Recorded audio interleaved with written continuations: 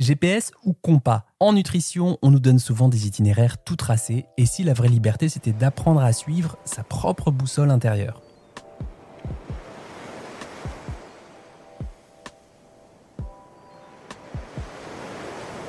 Bonjour à toutes et à tous et bienvenue dans ce nouvel épisode de Dans la poire, le podcast pour mieux manger du cœur à l'assiette. Si vous m'écoutez pour la première fois, je m'appelle Charles Brumeau, je suis diététicien nutritionniste et tout l'été, je suis ravi de vous accompagner à travers les cahiers de vacances de Dans la poire. 8 semaines, 8 expériences, 8 chemins pour faire la paix avec votre alimentation et si possible un petit peu plus avec vous-même. Alors j'espère que vous avez observé vos décalages de plaisir avec l'exercice de la semaine dernière. C'est vraiment un truc qu'on peut faire toute l'année, donc vraiment gardez-le dans vos tablettes.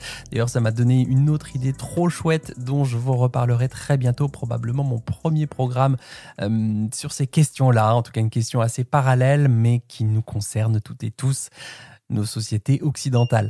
Alors avant de commencer, j'espère que vous vous êtes abonnés au podcast et que vous n'avez pas écouté tous ces épisodes de l'été gratuitement sans mettre une marque de soutien, que ce soit en vous abonnant, en réagissant sur Spotify ou sur Deezer, mais aussi en notant cet épisode sur Apple Podcast. Je sais que ça vous demande 10 à 20 secondes de votre temps, mais faites-le pour que Dans la poire reste gratuit pour tous les autres auditeuristes. Alors aujourd'hui, on va explorer ensemble cette tension qu'on connaît peut-être toutes et tous entre suivre les règles qu'on nous donne et écouter notre propre voix intérieure. Spoiler, les deux ont leur utilité, mais peut-être pas dans les mêmes moments. Alors qu'est-ce que c'est exactement que cette histoire de GPS et de compas? Eh bien, c'est assez simple. Imaginons deux façons de naviguer dans votre relation à l'alimentation. Le GPS social, c'est quand vous suivez les instructions extérieures. Mangez 5 fruits et légumes par jour, évitez le gluten, faites 3 repas absolument dans la journée, ne grignotez jamais entre les repas. Le GPS vous dit exactement quoi faire, étape par étape, pour atteindre une destination précise, la bonne santé, le poids idéal ou l'alimentation parfaite pour sa longévité. Alors que le compas intérieur, c'est assez différent. Il ne vous dit pas où aller précisément, il vous indique une direction qui correspond à vos valeurs profondes. Peut-être que pour vous, bien manger, c'est synonyme de plaisir partagé. C'est avoir de l'énergie pour tous vos projets. C'est prendre soin de votre corps, peut-être avec un peu plus de bienveillance. Alors dans quel cas le GPS peut nous égarer? Premier cas, quand il y a un obstacle, une soirée entre amis, un week-end de fête, une période de stress. Par exemple, le rush de la rentrée, où on se sent un peu paumé. Et là, le GPS rigide, il ne sait pas trop gérer les imprévus. Deuxième cas, c'est le fameux tout ou rien, ou plutôt foutu pour foutu. J'ai craqué sur du chocolat, donc ma journée est fichue. J'ai raté, mon équilibre alimentaire sur la journée, je suis nul, c'est ni fait ni à faire. J'arrive pas à faire du sport tous les jours ou 5 fois par semaine comme j'avais prévu, donc j'abandonne tout. Et là, le GPS transforme chaque écart en échec personnel. Troisième cas, quand le GPS vous mène vers un objectif qui n'est pas vraiment le vôtre.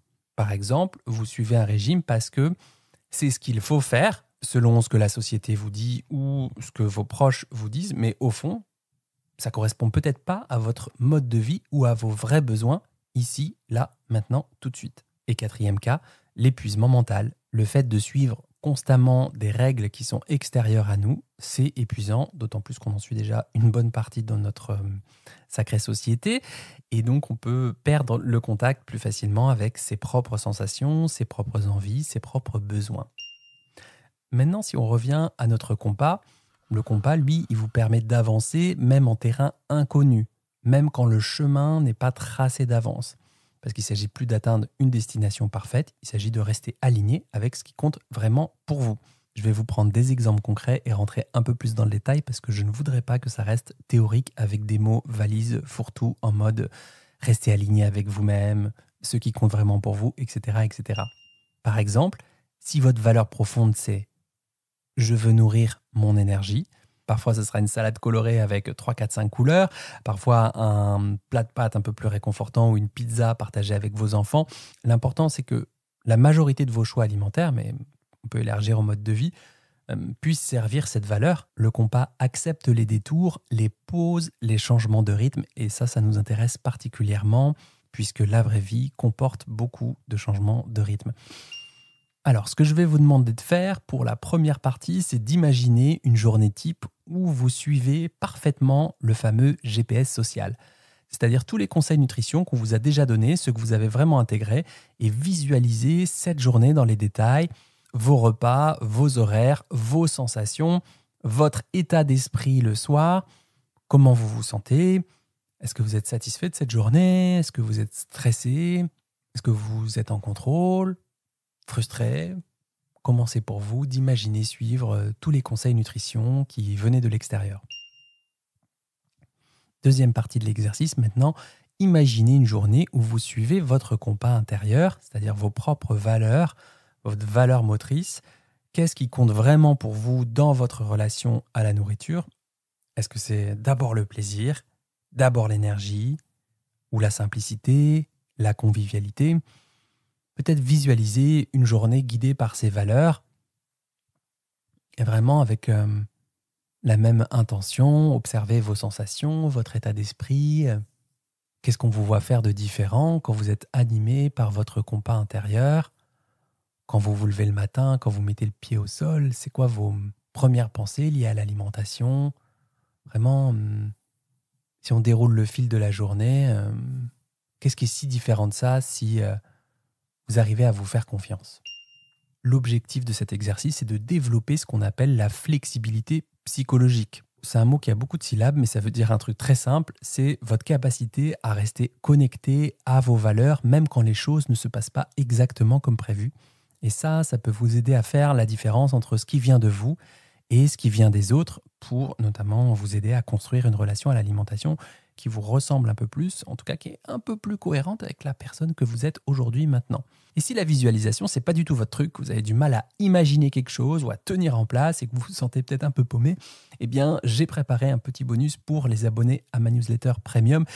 Vous allez sur le post les cahiers de vacances de Dans la Poire sur l'application Substack, mais sinon vous pouvez aussi taper sur Google les cahiers de vacances de Dans la Poire et vous trouvez ça tout de suite. Je vous ai glissé une petite fiche pratique à remplir pour comparer vos 2 journées GPS compas et vous aider à identifier vos valeurs alimentaires. Ça, c'est un bon moyen de rendre tout ça concret si jamais la visualisation, c'est pas votre truc. La semaine prochaine, on se retrouve pour un nouvel exercice des cahiers de vacances de Dans la Poire. J'espère que vous passez un bel été. Et quant à moi, je vous souhaite un bel appétit de vivre.